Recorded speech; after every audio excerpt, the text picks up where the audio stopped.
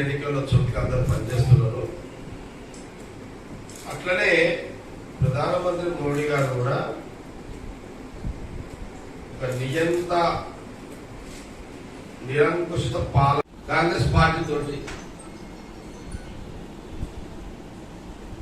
అసలు గతంలో కూడా మేము ప్రెస్ మీట్ లో చెప్పడం జరిగింది. మన్మోహన్ సింగ్ గారు ప్రధానమంత్రిగా దిగిపోయినప్పుడు తులం బంగారము 28,000 తులము. 28,000 తులము.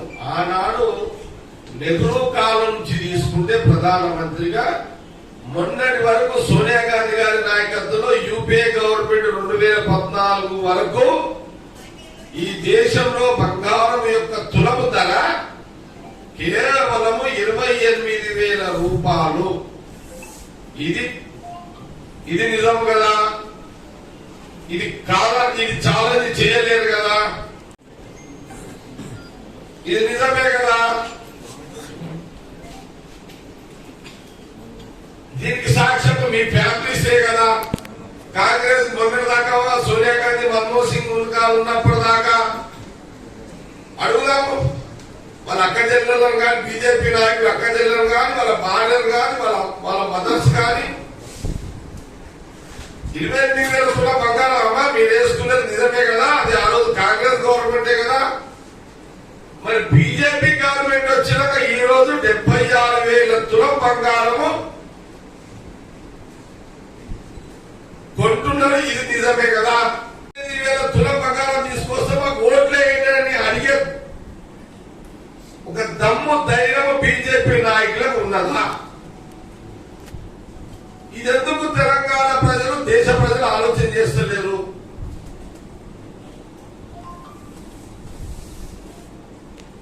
కాబట్టి ఈరోజు బీజేపీ నాయకత్వం మోడీ గారు తెలంగాణ పర్యటనలో కాంగ్రెస్ పార్టీ రాహుల్ గాంధీ గారిని విమర్శించడం, రాజకీయంగా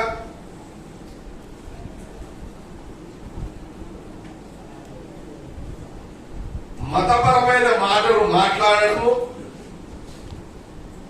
దేవుని యొక్క ప్రసంగాలు చేసి జనాలను ఆకట్టుకోవడము,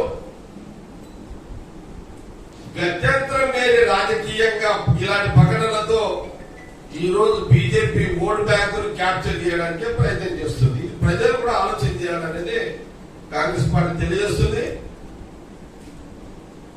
రాహుల్ గాంధీ గారు ఎంత స్పష్టంగా చెప్పారు. ఈ రోజు వ్యాపార సంస్థలకు సంబంధించి జిఎస్టి వల్ల, ఇప్పుడు జిఎస్టి తోటి చూడండి,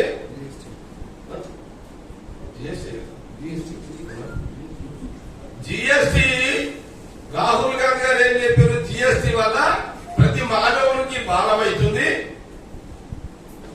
కాబట్టి జిఎస్టి లాభం లేదు, ఉపయోగం లేదు, జిఎస్టిని ఎత్తివేస్తా అనేది చాలా స్పష్టంగా రాహుల్ గాంధీ గారు చెప్పిన మాట. ఇది నిజమే కదా? అది ఎత్తేస్తా. జిఎస్టి వల్ల ఏమైనా డౌట్? అది సవరిస్తానన్నారు, మీన్స్ తగ్గిస్తానన్నారు. అదే దాని అర్థం అదే వస్తుంది. జిఎస్టి పేద ప్రజల మీద భారం కావద్దు కదా. సవరణ చేస్తానన్నారు, తగ్గిస్తానన్నారు. ఈయన పెంచుతూ ఉంటాడు, రాహుల్ గాంధీ గారు తగ్గిస్తానన్నారు. తేడా ఉంది కదా. రాహుల్ గాంధీ గారు ప్రధానమంత్రి అయితేనేమో తగ్గుతుంది, మోడీ ప్రధానమంత్రి కాంగ్రెస్ ఎట్లా పెరిగిందో మళ్ళీ అయితే మళ్ళీ అట్లనే ఇంకా డబల్ పెరుగుతుంది. అంటే దీనికి కూడా మరి ప్రజలు సిద్ధంగా ఉన్నారా?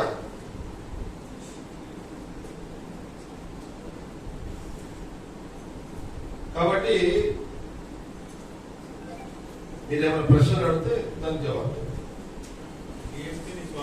కాంగ్రెస్ పార్టీ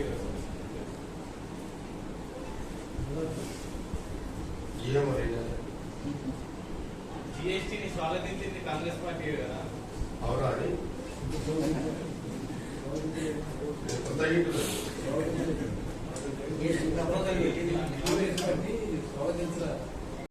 ఎవరు చెప్పారు నేను ఎవరు తీసేస్తారు అవును మరి మనోడు అట్లా అడిగింది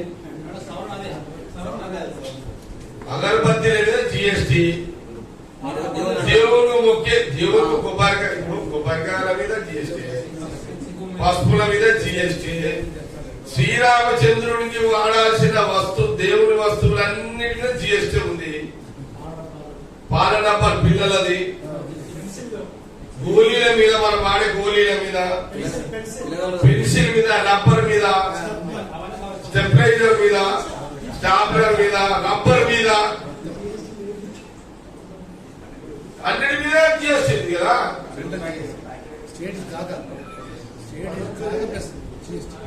నారాదు స్వతంత్ర ప్రశ్న ఎక్కడి నుంచి వచ్చింది కన్ఫ్యూజ్ స్వతంత్ర ఛానల్ కొంత క్లారిటీ అది అంటే ఇప్పుడు చూద్దాం ఇంకా టైం ఉంది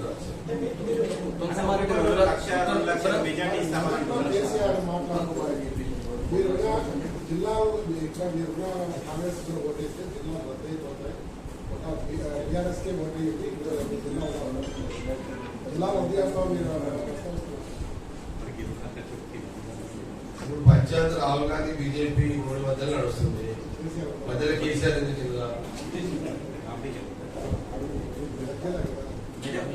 పోటీ ఉందా మెదక్లో పోటీ ఉందా ఏ పార్టీల మధ్య పోటీ సార్ ఇప్పుడు చర్చ ఇదాదని కాదు ఘోరంగా ఇప్పుడు రాహుల్ గాంధీని ఎట్లా ప్రధానమంత్రి మోడీది గ్లామర్ తగ్గిపోయింది మన రాహుల్ గాంధీ మీద పట్టు రాహుల్ గాంధీ గారి మీద ప్రజల ప్రేమ రాజ్యం పెరుగుతుంది ఆ సిచ్యువేషన్ పాలిటిక్స్ తెలంగాణలో నడుస్తుంది ప్రస్తుతం దేశంలో కూడా అదే నడుస్తుంది కాబట్టి సరే ఎన్ని సీట్లు అనేది తెలంగాణ ప్రాంతంలో 14 నుంచి 12 రీచ్ కావాలనేది కాంగ్రెస్ పార్టీ ముఖ్యమంత్రి రేవంత్ రెడ్డి గారి యొక్క లైన్ అందరు 14 అంటున్నారు మీరు 12 నేను ఏమంటే 14 ఫస్ట్ ప్రయారిటీ మిస్ అయితే 12 అట్లా డబుల్ డిజిట్ అని చెప్పండి అదే అందుకే క్లారిటీ ఉంది కదా నుంచి పైకి పోవాలంటే 12, 13, 14, ఏదైనా ఒకటే కదా 12 నుంచి 14 అన్న ఒకటే 14 నుంచి 12 అన్న ఒకటే కదా పోతున్నారు ఫ్రెండ్స్ ఇంటికి పోతున్నారు గుళ్ళకాడికి పోతున్నారు దేవుళ్ళ కాడికి పోతున్నారు ఉద్యోగాలకు సంబంధించి ఏదైనా కానీ కాలేజీ ఆడపిల్లలకు కానీ ఆడపిల్లలకు ఫీజులు పాసుల కోసం లైన్లు డిపోలలో గాంధీ గారు కాబట్టి ఈ రోజు ప్రధానమంత్రి మోడీ గారు ఆ కుటుంబాన్ని ఇంటికి పోయిండు. ఒకవేళ ఆ రోజు సోనియా గాంధీ గారు పివి నరసింహ ప్రధానమంత్రి చేయకపోతే మోడీ గారు పివి నరసింహారావు కుటుంబాన్ని ఇంటికి పోయి ఫోటో దిగేవాడా? కొన్ని పార్టీలైతే ఎవరాల వ్యక్తిగతంగా ఓటేసుకుంటే హక్కు మీకు ఉంటది, కానీ మీకున్న సొంత ప్రేమ అభిప్రాయాన్ని మనం ఎప్పుడు కూడా ఈ వృత్తి మీద ఉన్నోడు సైడ్ ట్రాక్ చేయొద్దు. కాంగ్రెస్ అధికారంలోకి వస్తే జిహాదీలకు వేసినట్టే ఓటు అని చెప్పి ఏమంటున్నారు? కాంగ్రెస్ కి ఓటేస్తే జిహాదీలకు వేసినట్టే. ఇప్పుడు నేనేమంటున్నా ప్రధానమంత్రి మోడీ గారు కాంగ్రెస్ కి రాహుల్ గాంధీకి ఓటేస్తే జిహాద్ అంటే నేనేమంటే ప్రధానమంత్రి గారు మీరు ముస్లింల ప్రసంగాలు చేసి రెచ్చగొట్టి మీరు బతకడానికి చూస్తున్నదే కానీ పేదోడికి ఇది చేస్తామని ఓటు అడుగుతున్నారా మీరు? మా ప్రశ్న.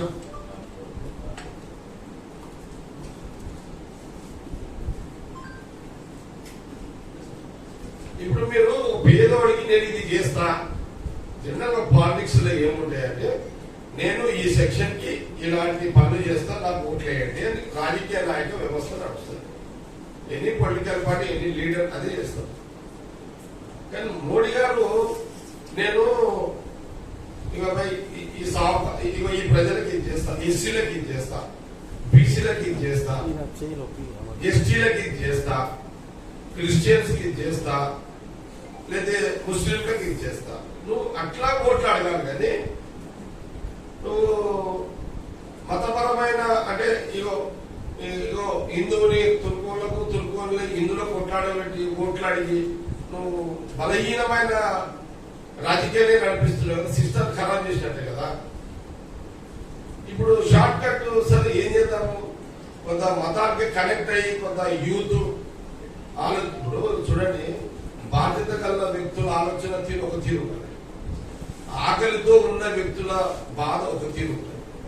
4 పూటలు తినేది తిండి నాకు ఉన్నది, ఒక పూట ఆకలితో ఉన్నంత కష్టం నాకేం తెలుస్తుంది చెప్పు నాకు. ఒక పూట తిండి లేక ఉన్నోడి కష్టము అతనికి తెలుస్తుంది కానీ నాకు 3 పూటలు తిండి తినగా ఇంకో పూట మీలే తిండి నాకు ఉన్నాక ఆ కష్టం నాకు ఎట్లా తెలుస్తుంది. కాబట్టి నా అసుంటోడు మోడీకి అంటే నా అసు నేను కాదు, అసుంటోడు మోడీ ప్రసంగాలకు కనెక్ట్ అవుతున్నారు. ఇది వాస్తవం. ఇది సరే ఈ సోషల్ మీడియాలో ఏంటంటే మనం ఇప్పుడు మాట్లాడేది కొంత కట్ చేస్తారు, దీన్ని కట్ చేసి తుప్పడం చేసి దాంట్లో కొంత మిక్స్ చేసి చేస్తున్నారు అంతా. అట్లా అయిపోయింది. ఏం చేద్దాం, ఆ రోజు ఇలాంటి వ్యవస్థ వస్తుంది ఈ టెక్నాలజీ చేస్తే రాజీవ్ గాంధీ గారు ఆలోచన చేయలేకపోయింది. ఇదంతా రాజీవ్ గాంధీ గారు ఈ టెక్నాలజీని ఎందుకు తెచ్చి ఉండాలంటే బతుకుదేరు పెంచు అంటే ఆర్థిక వ్యవస్థని సత్సంబంధాలు పెంచుకోవాలి, ప్రపంచ దేశాల బంధాలు పెంచుకోవాలని ఇలాంటి టెక్నాలజీ రాజీవ్ గాంధీ గారు తెచ్చారు. కానీ ఈ చిల్లర వ్యాపారం చేయడానికి ఏం చేద్దాం, ఆయన కలవాలేదు. ఇదంతా ఏం చేద్దాము, సైడ్ ఎఫెక్ట్స్ ఏదో ఒకటి మొత్తం మీద అయితే నేనేమంటాను, సరే ఓకే రాజకీయంగా బీజేపీ పథకాలు వేరే దారి లేదు కాబట్టి వాళ్ళు షార్ట్ కట్ ఓట్ బ్యాంక్ ఎట్లా చేయాలనేది వాళ్ళు స్టార్ట్ అవుతారు. అమిత్ షా అంటున్నాడు, కోటీశ్వరుడు అయిన రాహుల్ గాంధీకి అవినీతి రహితమైనటువంటి మోడీకి మధ్య ఎన్నికలు అంటే ఒక విషయము